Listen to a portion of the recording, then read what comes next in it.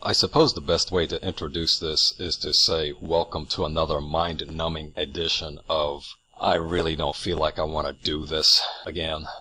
No, actually, here's what happened. Of course, I had just uploaded another video commentary trying to explain the situation with what can be best summed up as a Jekyll and Hyde syndrome that tends to affect our law enforcement officials. And I'm trying to explain that just like anybody else, they're human beings who have human faults, who have human flaws, whose job actually depends upon them always being on their A game. But it's a job that we generally take for granted. We have no sympathy or compassion for the work that they do because, for the most part, most of us do not truly understand the work that they do and how stressful it is, and what's really demanded of them, and what risks and sacrifices they actually have to bring to the job just to ensure that the greater number of good law-abiding citizens can more or less sleep comfortably or walk safely down the street. We really don't give any real genuine thought to what all goes into being a police officer, what all they have to deal with, which is even further complicated by the fact that nobody really seems to notice the job that they do until they do something wrong, or something that is perceived to be wrong. And just like everybody else in every other profession, there is always that potential for those behind the badge to make mistakes, to do things wrong, to not follow protocol, and in some instances to let the stresses and the demands of the job negatively affect them to where sometimes they make some terrible mistakes and terrible judgment calls.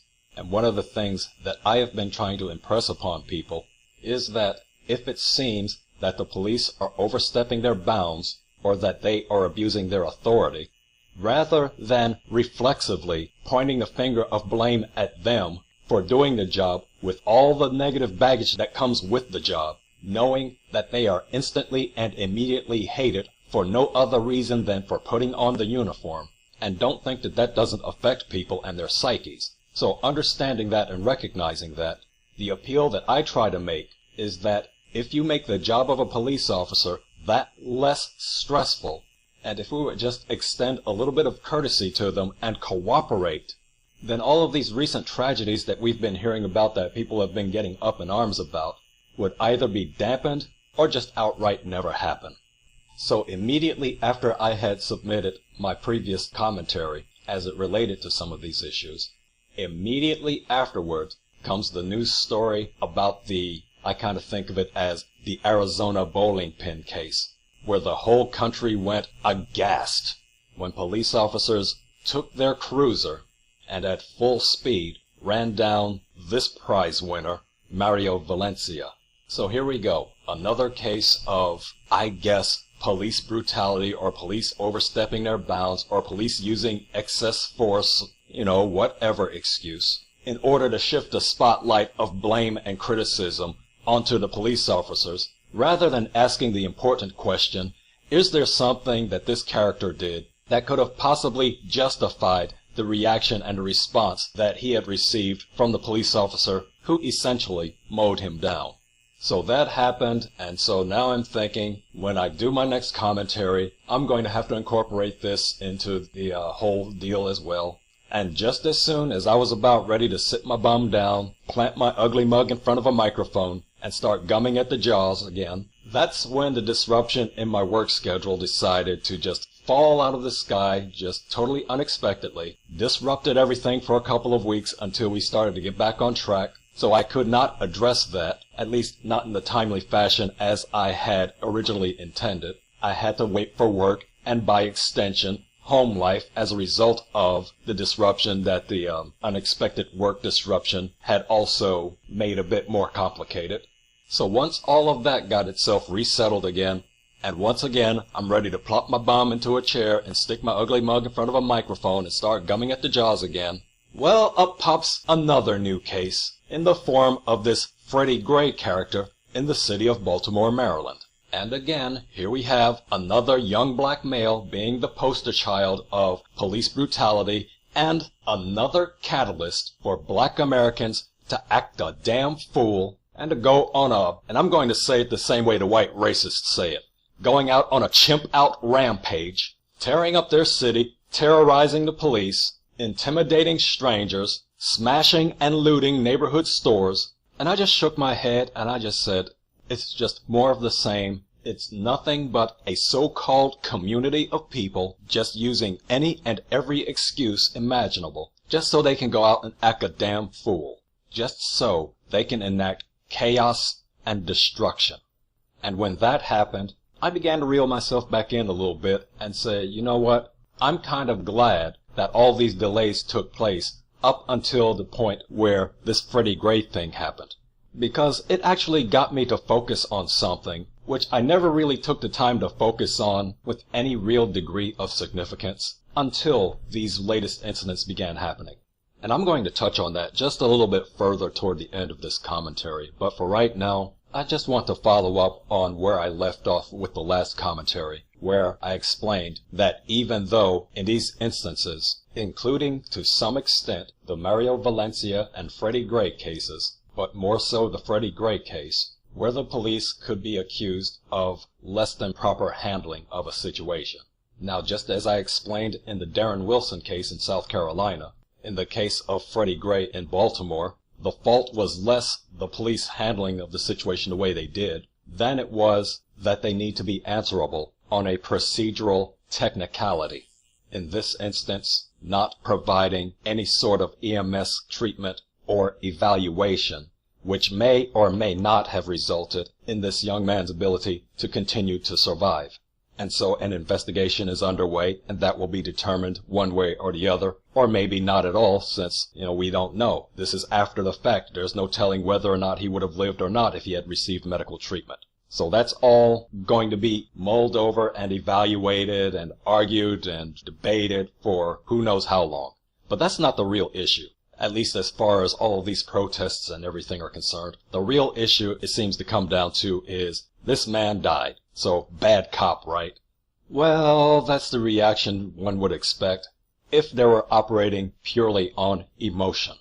But see, I don't do that. I learn how to separate emotion from logic and reason. And since I know a few things about police procedure and the risks and the complications that come with doing the job, the fact that Freddie Gray died is to me a non-issue, and one I do not care about or concern myself with.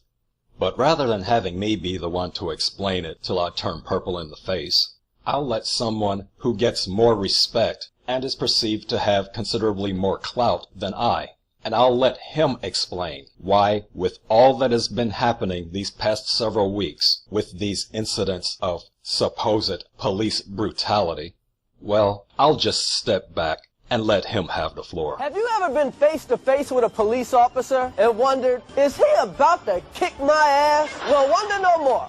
If you follow these easy tips, you'll be fine. First, obey the law.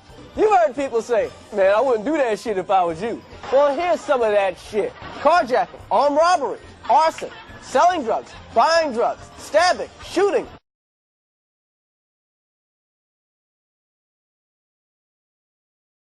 Two down deputies. I'm not going to worry about those guys right now. I've got this guy on a stolen horse.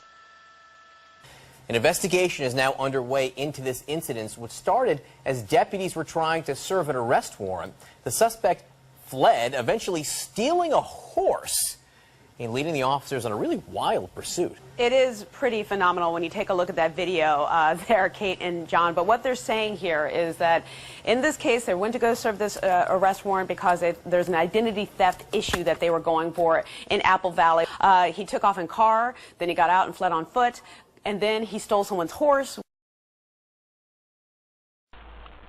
I got a male, Hispanic male. He's got the gun to his neck, and he is now walking southbound towards the next block from Burlingame. He still has the weapon. Now we want Business Park Drive and Coca-Cola Place.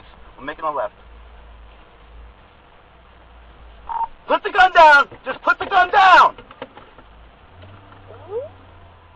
Keep everybody away. I have people, pedestrians, on near Coca-Cola. New developments tonight in the case of the Arizona police officer who used his police cruiser to run down a suspect.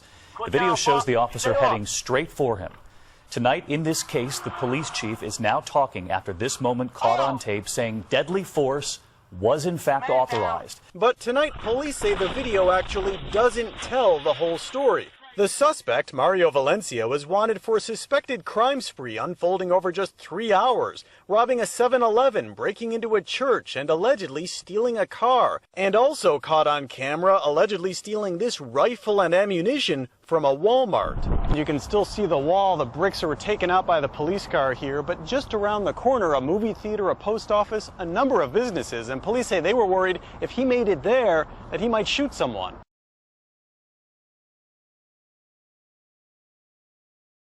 He's coming now. He got the bag in his hand. Female's hiding something underneath her shirt, so we might watch her too. Female hiding something underneath her shirt. Trying to fuck with something. So go mute. He's walking up on me. What's up, brother? What's up? Make me nervous, man.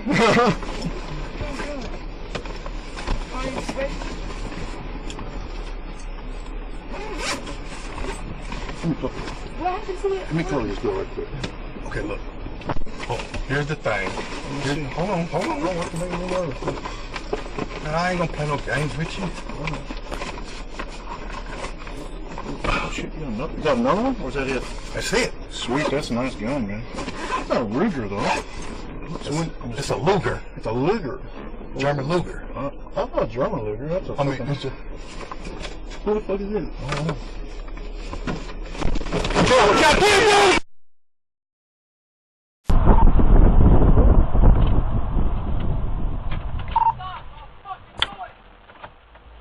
Put the gun down! Just put the gun down! He does not have it.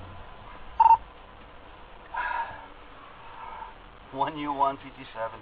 Okay, never mind. Arizona Pavilion. Alright, one round just went out. It's definitely unlocked now. It's definitely loaded. Have units, be prepared. Unit right there, just stand off. The gun is loaded. Unit on Cortero, stay off. Reports come in of a disoriented man fighting with BLM agents on the side of the road near the Red Rock Visitor Center.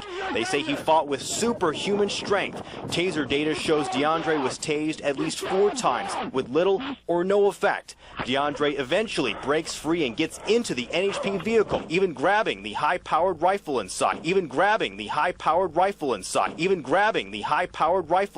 BLM special agent and ranger opened fire. We all know what happened to Rodney King. But Rodney wouldn't have got his ass kicked if he had just followed this simple tip. When you see flashing police lights in your mirror, stop immediately. Everybody knows, if the police have to come and get you, they're bringing an ass kicking with them.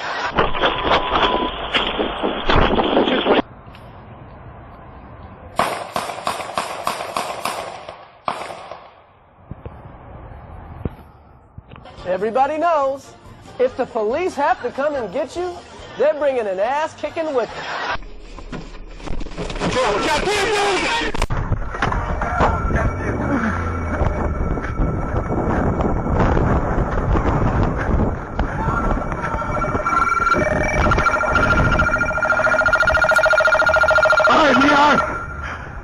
I need to roll on your stomach. Now. Somebody stop it! He's got it! Oh, God! Stop it! Stop fighting! Oh, what the girl? Oh, he shot me! Oh, God! Oh, he shot me! I didn't do shit! He shot me, man! Oh, my God! You didn't do shit! You didn't do shit! You hear me? I'm losing my breath. Everybody knows, if the police have to come and get you, they're bringing an ass kicking with them. Oh! Jesus Christ, man down!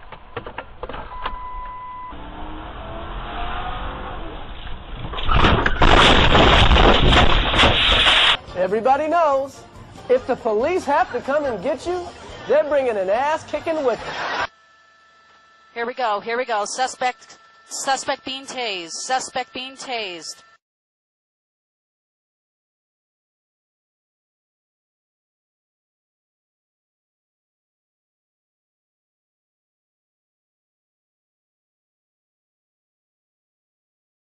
Everybody knows, if the police have to come and get you, they're bringing an ass-kicking with them.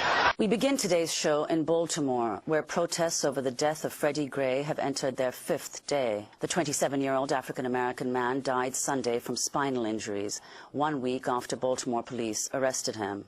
Baltimore Police Union attorney Michael Davey told reporters the officers were right to chase Gray after he ran away when a lieutenant made eye contact with him. When an officer approaches your car, be polite and stay in your car with your hands on the wheel. Let us see the car. Unless you want your ass kicked.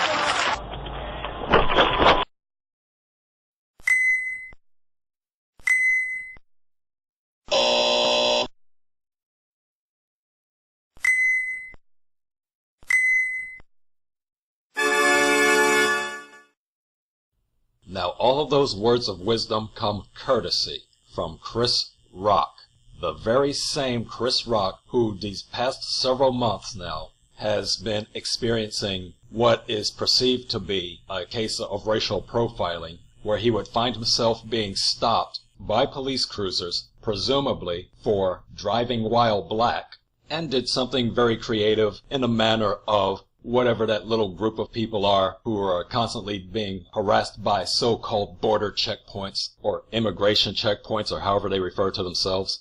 He took out his cell phone camera and he photo documented each and every instance of when he was pulled over for DWB, presuming, of course, that that was really what was involved and that Chris hadn't been doing anything akin to driving suspiciously or not obeying traffic laws or anything of that sort.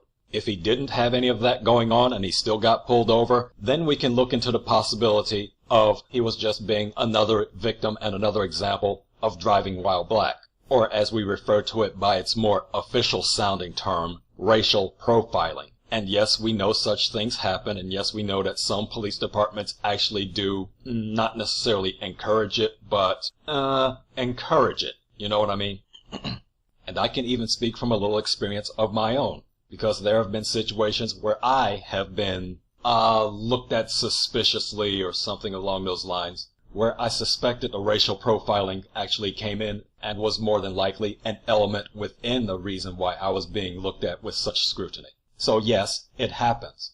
But even though Chris Rock clearly got frustrated with all of these suspicious stops by the police, not one time did Chris Rock ever say that he was mistreated in any way during any of these police pullovers. Why was that? Well, it's only reasonable to assume that he followed his own advice and treated the police with respect as is due them for the job that they do, and despite being inconvenienced and feeling singled out, as I'm sure he did, but he got to go about his merry way, because he did not take a situation and do anything that would blow it out of any proportion. Now, sadly, it doesn't always work that way.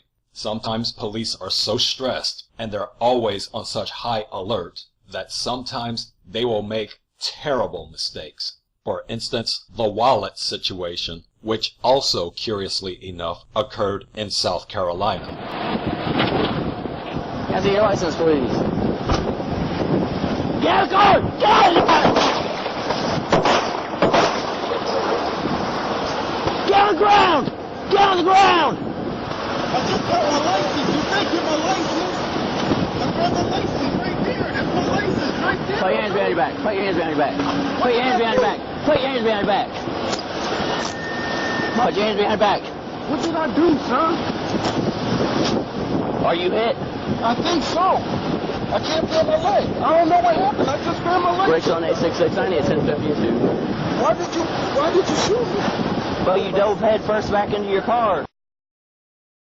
So there we go. There was a situation where, at least for the information that I'm aware of as far as the details of this story, I don't know. I haven't looked into it that deeply. So I don't know why this individual was pulled over, what the justification was, or what rationale the police officer had in trying to pull him over or whatever.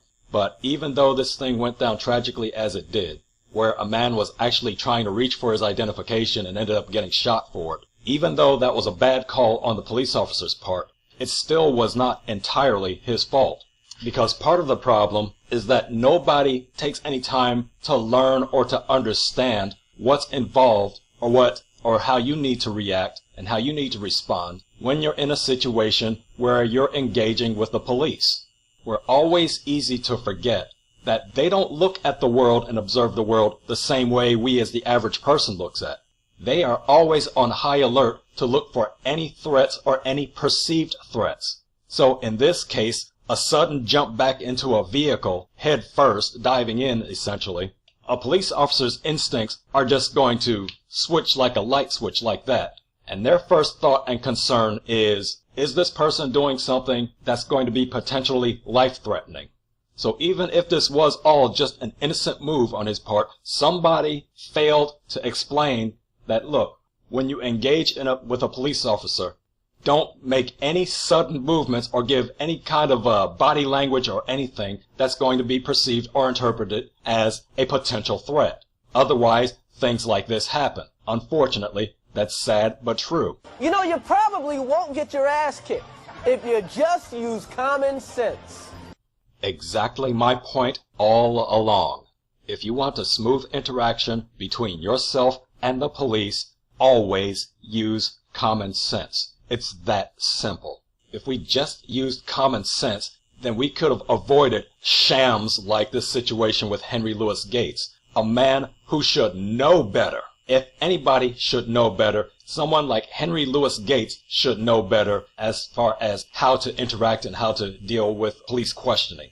But no, even this black man had to have his nigger side show, and he had to get all testy and belligerent with the police officer, rather than simply explaining, look, this is my house. I just got back from a long vacation. I live in a neighborhood. Whoever called to say that I was breaking into my house, the reason I'm breaking into my house is because I can't find my keys. And if I look suspicious, well, then maybe that's because the neighbors around me don't know me. Or maybe I just got some racist neighbors that just wanted an opportunity to just, I don't know, make a black man's life miserable or something. You know, he could have done anything other than just getting all testy and belligerent like he did.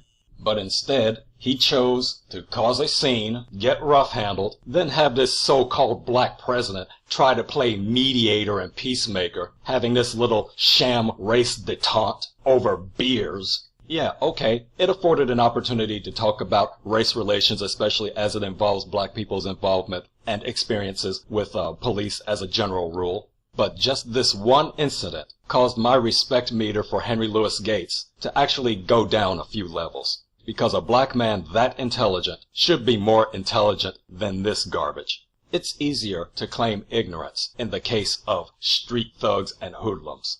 So no, I'm not going to automatically fault the police and label them as the bad guys, when oftentimes what's going on is that the people that they interact with, that they engage with, who find themselves on the receiving end of some police roughhousing, more often than not, it all comes down to a lack of common sense. But of course, where all these riots and all these other neighborhood disruptions are involved, we always have to have a scapegoat. And in the black community, they play the game better than anybody. They always want to whine about how the police don't like us, or how the police are always taking us to jail, or how the police always mistreat us and abuse us, and blah blah blah blah. You know, it's always we victims.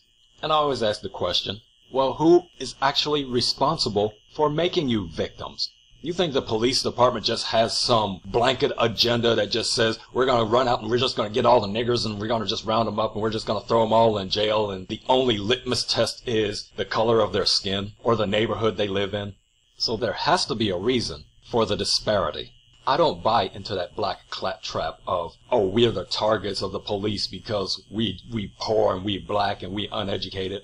I don't buy into that any more than I buy into the white BS about the New World Order and the Illuminati and they're militarizing the police and that the police is an arm of the Novus Ordo Seclorum who's being all geared up just so they can round us all up and take us all to the FEMA camps and, anything except recognizing the job that police are doing and that they're supposed to do and understanding why they do things the way that they do. So white folks throw out this militarized, FEMA-controlled New World Order Gestapo as their big boogeyman as to why they should not support and trust, cooperate with, and appreciate the police and the jobs that they are paid to do. So it becomes some big conspiracy. Oh, they get all this military-grade weaponry and armor and all this stuff to further the Illuminati plot. As opposed to saying, no, they're getting that equipment because there's a war going on. Criminals are getting bolder and nastier and more vicious and heartless and more organized and being stocked to the teeth with all sorts of upgraded armaments and weaponry that when such a situation presents itself, you want to at least match your opponent so that you can have a fair fight going up against them,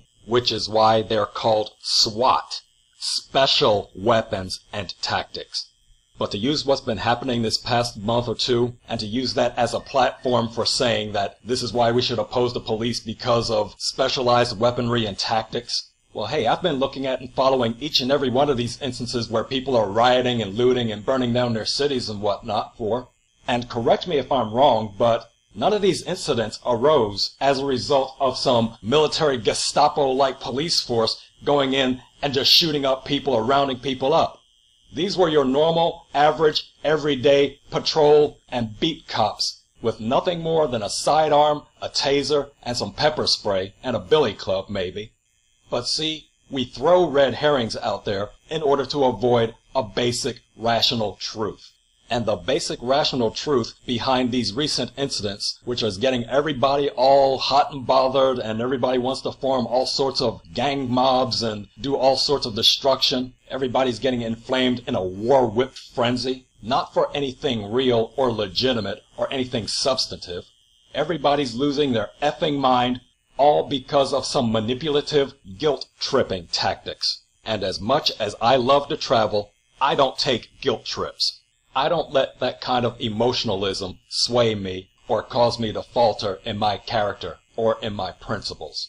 And that leads to the final point I want to make about all this, which I really don't have time to go into right now, but which will do much to explain exactly why and how we keep finding ourselves in these dilemmas where not only we keep finding ourselves in these situations on the receiving end of supposed police brutality, but also why we don't or not capable of seeing the bigger picture of what's really leading us down the path of all this emotionalism and destructive acting out. Because I believe I've figured out the real reason why we keep going through this vicious cycle, and it has next to nothing to do with police brutality or anything that's perceived to be police brutality. And because I've come to this realization, it's also brought me to a new form of enlightenment and made me realize why I finally have to just step away and just let the whole thing implode upon itself without taking me down with it. So one final chapter in this whole discussion, and I'm off the topic for good. Like the man on the Outer Limits said, please stand by.